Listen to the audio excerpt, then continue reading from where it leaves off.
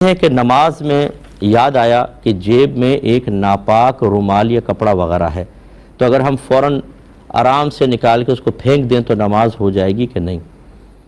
دیکھیں، یہ بظاہر سوال بہت چھوٹا ہے لیکن تفصیل طلب ہے۔ اگر اس میں کوئی نجاست لگی ہوئی ہے تو کتنی مقدار کی یہ دیکھنا ہوگا۔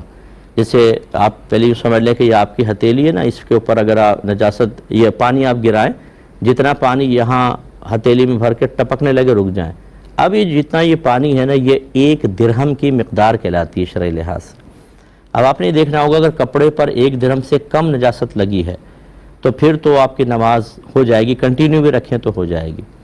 اور اگر 1 درہم کے برابر ہے تب بھی نماز ہو جائے گی، لیکن بہتر ہے اس کو نکال دیں، لیکن آپ کو دوبارہ پڑھنی ہوگی نماز۔ اور اگر 1 درہم سے زائد تھی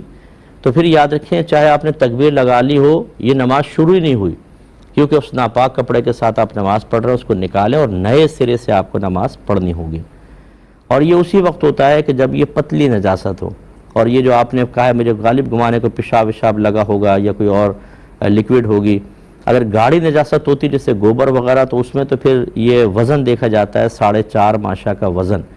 4.5 ماشا اتنا سا اگر ہو تو لیکن وہ میرے خیال میں رومال میں تو نہیں لگے گا، یہ لیکوڈ ہی ہوگی، کوئی بچے کی الٹی وغیرہ ہوتی ہے یا اور مادہ منویہ یا کوئی پیشاب وغیرہ اس پہ لگا ہے تو وہ یہی ہے جو ہم نے آپ کو بتایا۔ 1 درہم سے کم ہے تو نماز ہو جائے گی، 1 درہم کے برابر ہے اس کو نکالیں اور نماز ہو گئی، لیکن اس کو لوٹانا واجب۔ 1 درہم سے زائد تھی تو نماز شروع ہی نہیں ہوئی، نکال کے نئے سرے سے ہی تکبیر لگانی ہوگی۔